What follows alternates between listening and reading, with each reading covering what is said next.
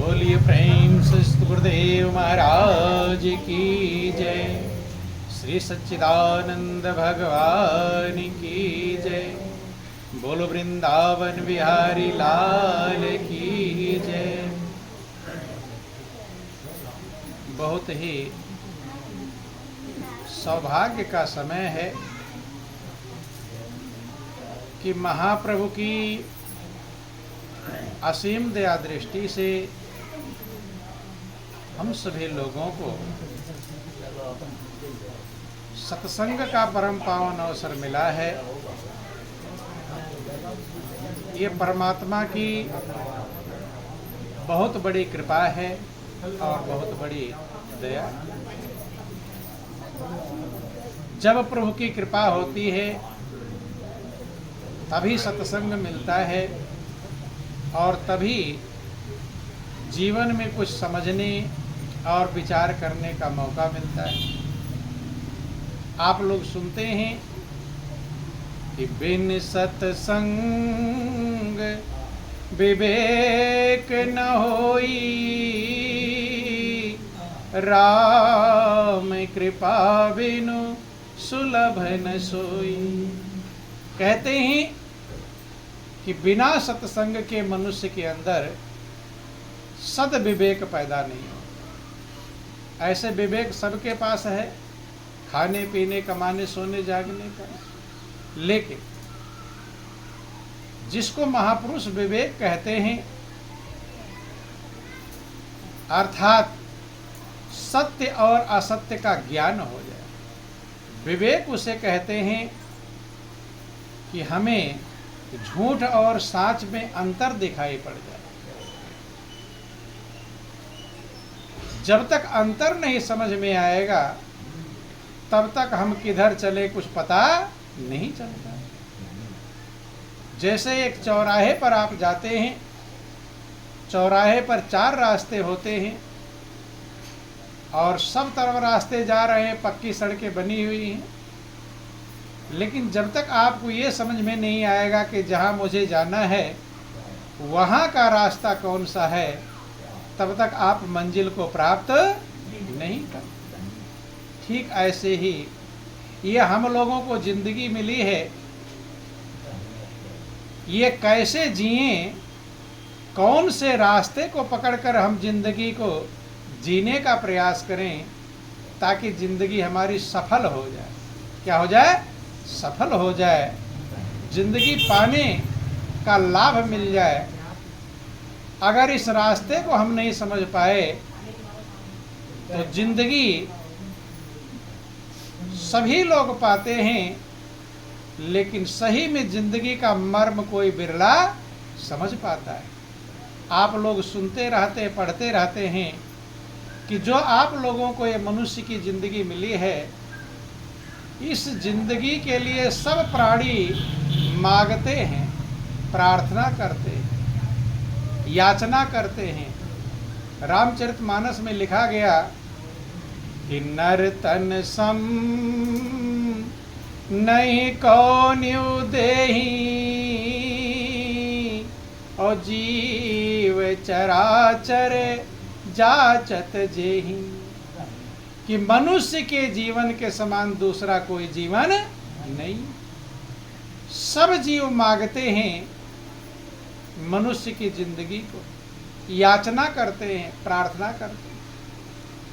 और जीवों को कौन कहे, चराचर प्राणियों को कौन कहे, भगवान राम ने अयोध्या वासियों को समझाया कि ये जो मनुष्य की जिंदगी है ये देवताओं को भी दुर्लभ है। किसको दुर्लभ है?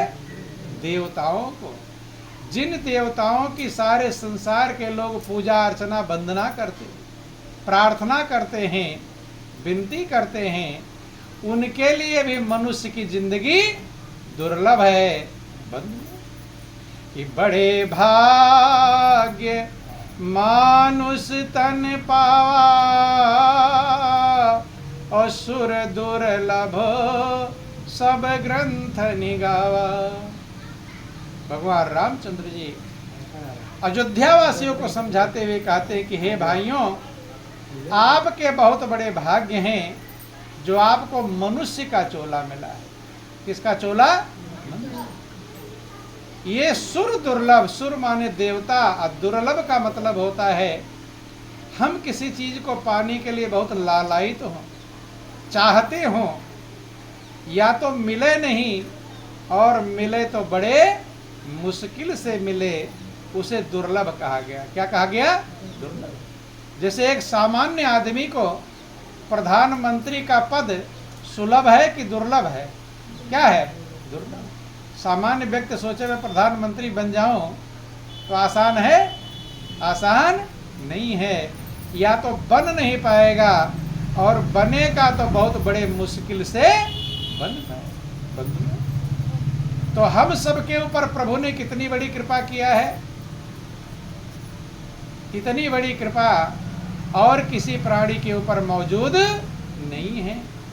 जो मौका देवताओं को नहीं मिला, जो कृपा भगवान ने देवताओं के ऊपर नहीं किया, वो किस पर किया है? मनुष्य पर किया। और वैसे भी देख लो, ये तो शास्त्र की बातें हैं, लेकिन ऐसे आप देखोगे समझ में आ जाएगा कि जितनी अकल मनुष्य को दिया है, क्या इतनी अकल किसी के पास है? मनुष्य को काम करने के लिए दोनों हाथ दिए हैं? पशु पक्षियों को हाथ तो है, लेकिन जैसा काम मनुष्य कर लेता है वैसा कर सकते नहीं। सबसे ज्यादा जो अक्ल दिया है मनुष्य को, बल जरूर दिया है। शेर, चीते, हाथी, भालू, ऊंट, घोड़ा, गधा, खच्चर, मनुष्य से ज्यादा बल उनके पास में है। भैंस के पास भी आपसे ज्यादा बल होता है। बल होता है कि नहीं? लेकिन आप उसे खूंटे में बांधते हैं। किसमें बांधते हैं? बल से बांधते हैं कि अकल से? अकल से बांधते हैं बंधु। शेर होता है, एक शेर निकल जाए सैकड़ों हजारों को फाड़ चीर के अलग कर सकता है कि नहीं? लेकिन मनुष्य उसे भी पिंजरे में बंद करके रखता है। करता कि नहीं? तो शेर को मनुष्य ने पिंजरे में बंद किया, बल से किया कि अक्ल से? अक्ल से। बल से नहीं कर पाएगा। बल से सोचे लाओ शेर को पकड़ कर पिंजरे में बंद करो, शेर वही फाड़ चीर के अलग कर देगा। हाथी पर सवारी करता है, हाथी के सामने मनुष्य क्या है? एक पैर रख देगा, मनुष्य की जिंदगी खत्म हो जाएगी। लेकिन यही मनुष्य उस बलवान जो पेड़ पौधों को उखाड़ कर फेंक देता हाथी, उसी हाथी के ऊपर चढ़कर बैठ जाता है। कौन बैठता है? मनुष्य। किसके द्वारा? अक्ल के द्वारा। और अक्ल किसने दिया? मालिक ने दिया है, प्रभु ने दिया है। बंधु, सबसे ज्यादा अक्ल मनुष्य को दिया है, और इसी अक्ल का ही परिणाम है कि जो चंदा मामा लोग कहते थे, क्या कहते बच्चे का? चंदा मामा दूर के, और आज चंद्रमा पर भी पहुंच रहे हैं कि नहीं पहुंच रहे? कल ही भारत का चंद्रयान जिस जगह पर पहुंचा है, उस जगह पर किसी भी देश का, रूस, अमेरिका, कोई भी देश है, वहां पर किसी का पहुंचा, उत्तरी ध्रुव पर तो पहुंच चुका है, लेकिन दक्षिणी ध्रुव पर पहुंचा नहीं। तो वहां पहुंचा कैसे? बल से पहुंचा कि अक्ल से? किससे पहुंचा? इतनी अक्ल मनुष्य को प्रभु ने दिया है। और सबसे ज्यादा सामान मनुष्य के पास में है। पशु पक्षियों के पास ज्यादा सामान है कि मनुष्य के पास? किसके पास? मनुष्य के पास। आप लोग यहाँ पर बैठे हैं, अगर आप लोगों से पूछें कि भाई आपके पास कितना सामान है, तो कोई बता पाएगा? अभी गिनती नहीं किया होगा मेरे पास कितने सामान हैं। अगर कह दे तो घर पर जाएंगे, गिनेंगे, एक सामानों को गिनेंगे, और तो भी बहुत सारे सामान छूट जाएंगे। अर्थात आपके पास अनगिनत सामान है, गिनती नहीं। कपड़े से अलमारियां भरी पड़ी हैं, भरे हैं कि नहीं? सोचना पड़ता है कौन सा कपड़ा पहनो। पलटते रहते हैं, ये वाला पहनूं कि ये वाला। एक समय था जब लोगों के पास एक ही कपड़े हुआ करते थे, होते थे कि नहीं, और वो भी संभाल कर रखते थे। कब कहीं रिश्तेदारी में जाएंगे तब पहनेंगे, हैं? और आज का समय कैसा है, गिन नहीं पाते हैं कि मेरे पास कितने कपड़े मौजूद हैं। समय की व्यवस्था है। मनुष्य को प्रभु ने क्या क्या दिया है? सबसे ज्यादा अक्ल दिया, हाथ दिए काम करने के लिए, और सबके ऊपर मनुष्य का कब्जा है। कब्जा है कि नहीं? पशु पक्षी, चींटी से लेकर हाथी तक, शेर चीते भालू, ऊंट घोड़े गधे खच्चर, सबके ऊपर इस मनुष्य ने कब्जा कर लिया। क्या किया कि नहीं? सबसे ये काम करवाता है, हाथी से काम करवाता है, शेर को नचाता है कि नहीं? तो ध्यान से समझना, इतना मनुष्य के पास अक्ल है, सब पर कब्जा कर लिया, सबसे ज्यादा सामान इकट्ठा कर लिया। लेकिन एक ही अफसोस है, एक ही मनुष्य के पास चिंता है। अफसोस क्या है? इतना सब कुछ पाने के पास जितना चिंता मनुष्य के पास में है, जितना टेंशन मनुष्य के पास में है, इतना चिंता शायद पशु पक्षी कीड़े मकोड़ों के पास भी नहीं है। बंधु, एक जानवर है, आप उसे चारा खिला दो, आराम से खर्राटे भरकर सोता है, निश्चिंत हो गया, पेट भर गया। अब कब बेचैन होगा? जब कल भूख लगेगी। लेकिन इस मनुष्य को देखो, इस मनुष्य को अच्छे अच्छे व्यंजन खिला दो, 56 व्यंजन, अच्छे अच्छे कपड़े पहना दो, मखमल के गद्दे पर लिटा दो, फ्रीज, कूलर, एयर कंडीशन, नौकर चाकर, धन के भंडार सब रहते हैं। लेकिन ये मनुष्य चिंता के मारे रात रात इसे नींद की गोलियां खाते हैं। लोग खाते हैं कि नहीं? नशे की गोलियां खाते हैं, नशे का प्रयोग करते हैं। क्या किसी जानवर ने नींद की गोलियां खाया या नशे की गोलियां खाया? गौर करना।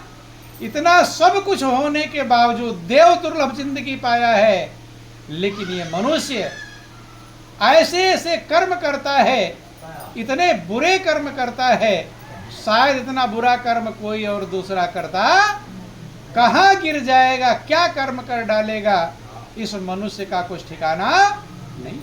महापुरुष कहते हैं कि मनुष्य की देह गुणकारी, अकल पशुओं से है न्यारी, और प्रभु की है दया भारी। प्रभु ने तो बहुत भारी दया किया है, लेकिन मनुष्य उस दया को मिट्टी में मिला देता है, उल्टे कर्म को संभाल लेता है। इसलिए भगवान शंकर पार्वती को समझाते हैं, पार्वती, भगवान ने तो मनुष्य को देव दुर्लभ जिंदगी दिया था, बड़े भाग्य मानुष तन पावा, सुर दुर्लभ सब ग्रंथ निगावा। लेकिन ये मनुष्य अभागा बन गया। क्या बन गया? अभागा। कि सुनो माँ ते लोग अभागे, ओ हरि तजी हो ही विषय अनुरागे। कि हे उमा, ये भाग्यशाली होते हुए अभागा बन गया, अभागा बन गया, और अभागा बन गया, दुर्भाग्यशाली बन गया, दुख उठा रहा है। क्यों अभागा बन गया? कि हरि तज हो ही विषय अनुरागे, इसलिए हरि को छोड़ दिया। जो तीनों तापों का हरण करता है उसे हरि कहते हैं। दैहिक, दैविक, भौतिक तापा, तीनों तापों का हरण करते हैं परमात्मा, इसलिए उन्हें क्या कहते हैं? हरि कहते हैं। वो परमात्मा जो आनंद के भंडार हैं, शांति के स्रोत हैं, सुखों के मूल हैं। आप लोग रामायण में पढ़ते हैं कि व्यापक एक ब्रह्म अविनाशी, और सत चेतन घन आनंद राशि। परमात्मा एक है। कितने हैं? एक। पूरी जिंदगी बीत जाती है पूजा करते करते, लेकिन ये नहीं समझ पाते कि परमात्मा एक है या 10 है। गाते जरूर हैं, ध्यान देना, सोचते इधर पूजा करूं कि इधर करूं, यहां जाऊं कि यहां जाऊं। जब एक है और वो सब जगह व्यापक है, वो क्या है, सब जगह व्यापक है। यही भगवान शंकर ने पार्वती को समझाया। भगवान शंकर कहते हैं कि पार्वती, प्रभु आनंद के भंडार है। किसके भंडार हैं? आनंद के भंडार हैं, शांति के स्रोत हैं और सुखों के मूल हैं। आप लोग कभी रामचरितमानस में पढ़ते हैं कि जब सब देवता रावण के अत्याचार से व्याकुल हो गए, बेचैन हो गए, सब इकट्ठा हुए मीटिंग करने लगे कि अब क्या किया जाए। रावण को सबको तबाह कर रहा है, दुखी कर रहा है, परेशान कर रहा है। बंधु, जब सब इकट्ठा हुए तब विचार किया कि प्रभु के पास चलो। कहाँ चलो? प्रभु के पास। मनुष्य जब सब तरफ से लाचार हो जाता है तब किसको पुकारता है? हे भगवान, अब मेरा दुनिया में कोई नहीं। लास्ट में भगवान का नंबर आता है। भगवान का नंबर कब लगाते हैं? पहले कि लास्ट में? जब अकल काम करना बंद कर देती है, सब तरफ से घिर जाता है, तब क्या कहता है? हे भगवान, मेरा कोई कि दुख में सुमिरन सब करे और सुख में करे न कोई। और जो सुख में सुमिरन करे तो दुख काहे को हो। दुख आने पर भगवान की याद आती है और सुख आता है तब अकड़ कर चलता है, मेरे समान दुनिया में कोई भी नहीं। बंधुओं, तब यही देवी देवताओं का भी हाल है। ध्यान देना। बोलिए प्रेम से गुरुदेव महाराज की, बोलो वृंदावन बिहारी लाल।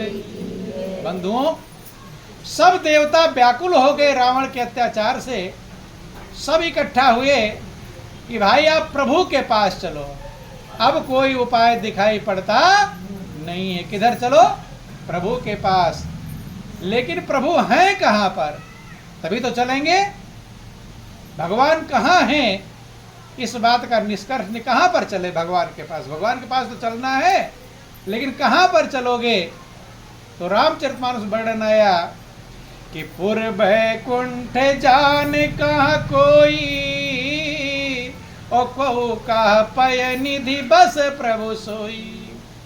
कोई कह रहा भाई बैकुंठपुरी चलो, बैकुंठपुरी में भगवान रहते हैं। कोई कह रहा क्षीर सागर में चलो, वहां रहते हैं। भगवान शंकर गिरिजा से कहते हैं कि पार्वती, उसी समाज में मैं भी मौजूद था। कहाँ पर? जहाँ पर ये मीटिंग चर्चा चल रही थी कि ते समाज गिरिजा में रहूं, अवसर जानी बचन यक कहूं। कि हे गिरिजा, जब देवताओं की मीटिंग चल रही थी उसी समाज में मैं भी मौजूद था। जब मुझे मौका मिला तो मैंने एक बात कहा। क्या कहा? कि हरि व्यापक सर्वत्र समाना, ओ प्रेम ते प्रगट हो ही मैं जाना। कि हे भाई, तुम लोग मीटिंग कर रहे हो कि इधर चलो भगवान को ढूंढने, इधर चलो भगवान को ढूंढने, लेकिन भगवान शंकर कहते हैं भगवान तो हर जगह व्यापक हैं, मौजूद हैं। समाना माने बराबर, ना कहीं ज्यादा है और ना कहीं कम है। जितना भगवान यहाँ है उतना वहाँ है। कि अग जग में सब रहित विरागी, और प्रेम ते प्रभु प्रगट ही जिमे आगी।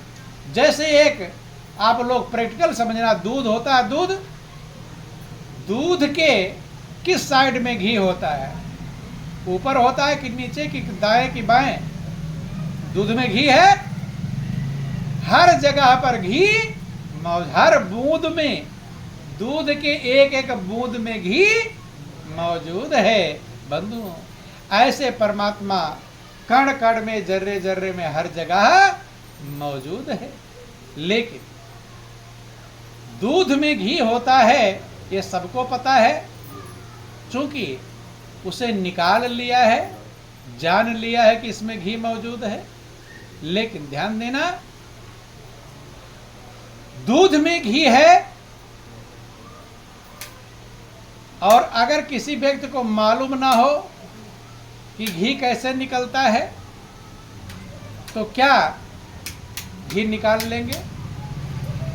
घी जरूर है लेकिन घी निकालने का तरीका मालूम नहीं है, तो क्या घी निकाल लेंगे? दे दो दूध और सुना नहीं जाना नहीं कैसे घी निकलता है।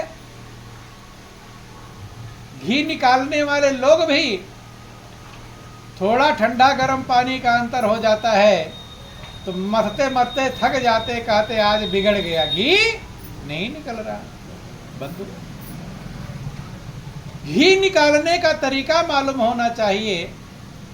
अब वो ऐसे दे दोगे नहीं मालूम है का दूध में घी है निकालो, तो ढूंढेगा किधर घी है, टटोलेगा, और टटोलेगा नहीं तो फर्श पर फैला लेगा, मिल जाएगा। पूरे फर्श पर दूध को फैला ले, घी मिलने वाला युक्ति है, तरीका है। और जिसको युक्ति मालूम है वो फैलाएगा नहीं, वो टटोलेगा नहीं, वो जामन डालेगा, जमाएगा, मथेगा और मक्खन निकलेगा। मक्खन से घी, कि जिम दूध के मथन से मिलता है घी जतन से, तिम ध्यान के लगन से पार ब्रह्म लेनी है। बंधु, महापुरुष कहते हैं कि ज्यों तिल माही तेल है और ज्यों चकमक में आगी, ओ तेरा साईं तुझ में झांक सके तो झांक। तिल में तेल होता है। क्या होता है तिल में? तेल सबको मालूम है। अब तिल को चाकू से बारीक बारीक बारीक काट दो, तेल मिल जाएगा।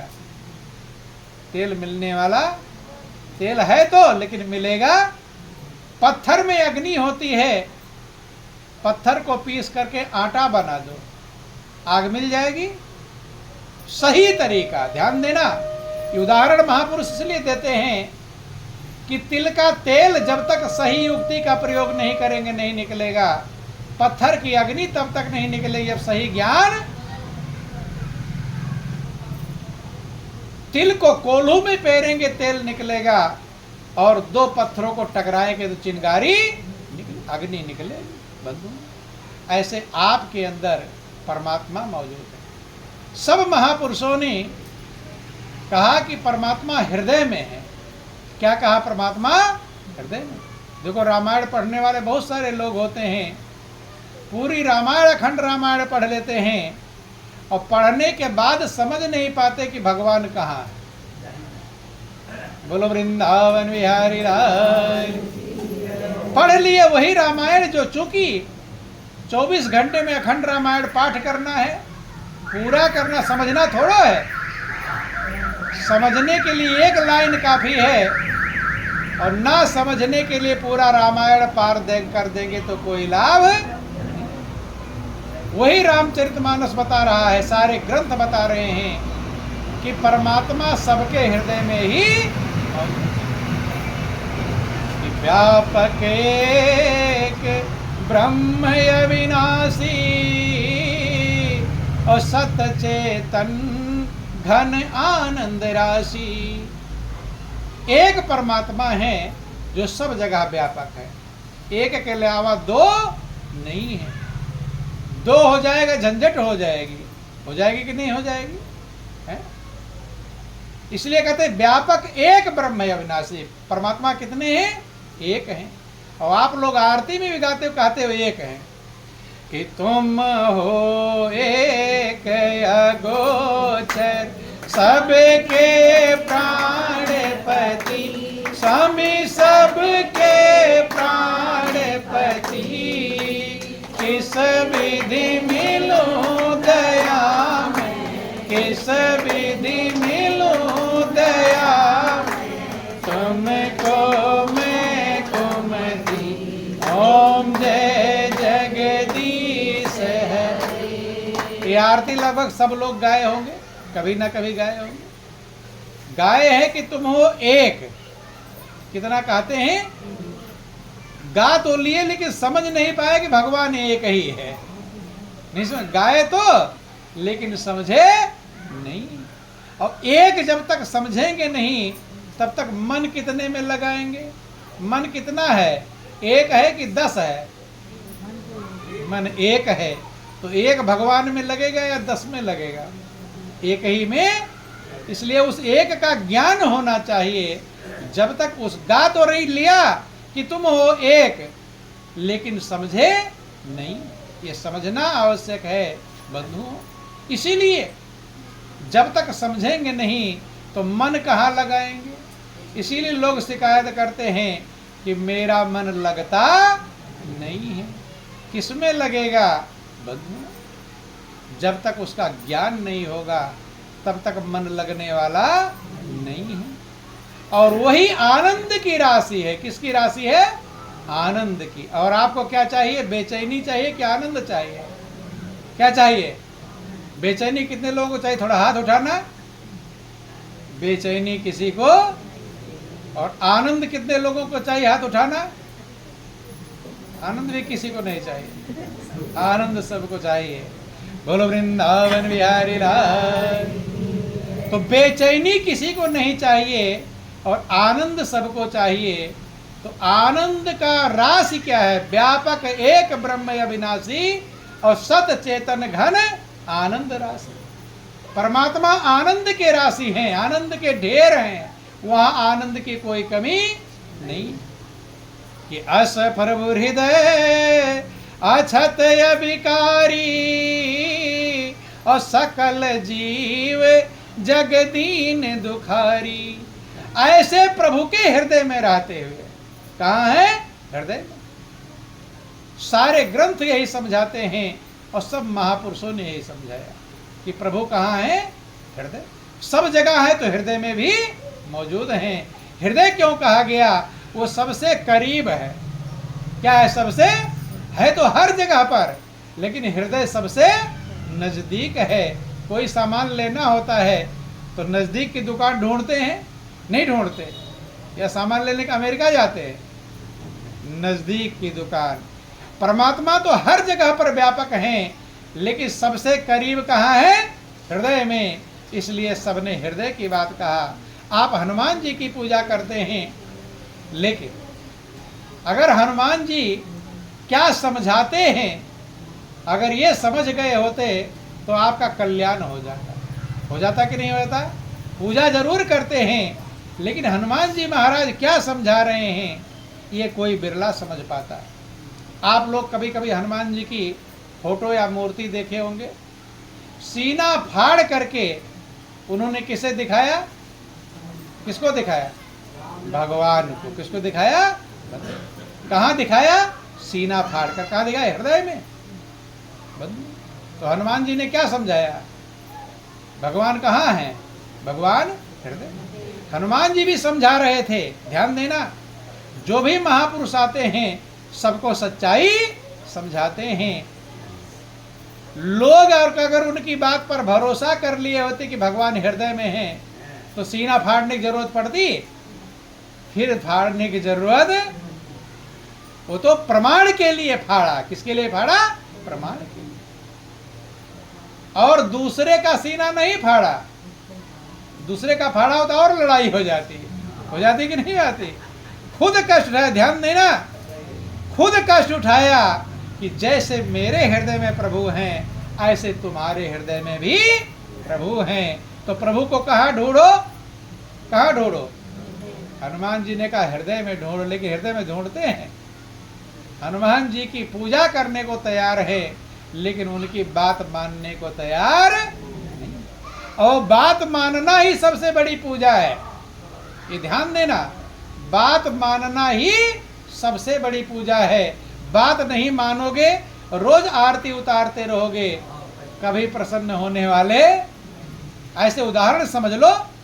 एक पिता है, बेटा है। पिता खेत से काम करके थके मादे आते हैं और बेटे से कहते, बेटा बहुत थका मादा आया हूँ, एक गिलास पानी दे देना। बेटा कहता नहीं पिताजी मैं तो आरती ही उतारूंगा। क्या उतारूंगा? पिता कह रहे हैं कुछ और बेटा करे कुछ। वो प्यासा है और वो क्या उतार रहा है? आरती। तो पिता खुश हो जाएंगे? पिता खुश होने वाले, पिता तब खुश होंगे जब बेटा पिता की आज्ञा माने। ध्यान देना, यही भगवान राम कहते हैं प्रजावासियों को समझाते हुए, मेरा भक्त कौन है। देखो, सब भगवान के भक्त अपने आप बन जाते हैं, लेकिन भक्त कब कहलाएंगे? जब भगवान आपको अपना भक्त समझ लें। नहीं समझ में आए? और अगर आप अपने आप भक्त कहलाने लगे और भगवान आपको नहीं समझे तो उसका कोई लाभ मिलने वाला नहीं। जैसे इधर से फोन मिलाओ, मिलाते रहो, घंटी जाती उधर वाला ना उठावे तो बात हो जाएगी? फोन मिलाने का कोई लाभ। भगवान जब आपको भक्त समझ लें तब कुछ कीमत है, और अपने आप भक्त बनने से कुछ लाभ। तो भगवान कहते हैं मेरा भक्त कौन है।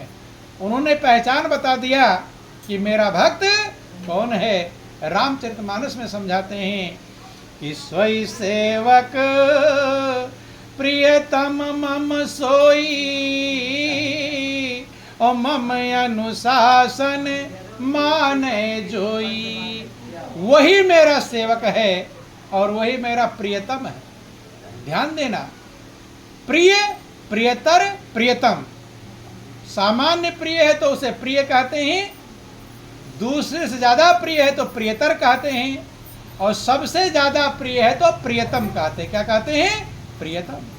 जैसे उच्च, उच्चतर, उच्चतम, प्रिय, प्रियतर, प्रियतम। बंधुओं, भगवान कहते हैं मेरा भक्त कौन है? सोई सेवक प्रियतम मम सोई, और मम अनुशासन माने जो। वही मेरा भक्त है, वही मेरा प्रियतम है, जो मेरी आज्ञा मानता है। क्या मानता है? आज्ञा। और ध्यान देना, आपको भी वही प्रिय है। आपको कौन प्रिय है? जो आपकी बात माने वो प्रिय है, कि जो बात ना माने वो प्रिय है? कौन प्रिय है? घर का प्रिय व्यक्ति भी होगा, नजदीक रिश्तेदार भी होगा, और आपकी बात नहीं मानेगा तो आपको प्रिय रहेगा? वो प्रिय रहने वाला आत्मा सो परमात्मा। जो आत्मा वही परमात्मा। जब आपको वो प्रिय है जो आपकी बात मानता है, तो भगवान को भी वही प्रिय है जो भगवान की आज्ञा मानता है। इसीलिए भगवान राम कहते हैं सोई सेवक प्रियतम मम सोई, और मम अनुशासन माने जो। जो मेरी आज्ञा मानता है। तो हनुमान जी की आज्ञा क्या है? कि भगवान हृदय में हैं और हृदय में ढूंढो। लेकिन लोग आज्ञा मानते हैं, दौड़े चले जाते इधर से उधर पूजा करने। लेकिन हनुमान जी ने जो कहा वो बात मानते, और यही बात भगवान कृष्ण ने कहा। ध्यान देना, भगवान कृष्ण बतलाते हैं कि मैं हूं कहां पर, मेरा धाम कहां है, भगवान कहां है। ये गीता में भी स्पष्ट किया गया।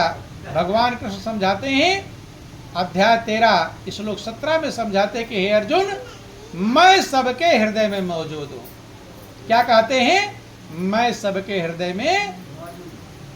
ज्ञातुम ज्ञेयम ज्ञानगम्यम हृदय सर्वस्व विष्टम।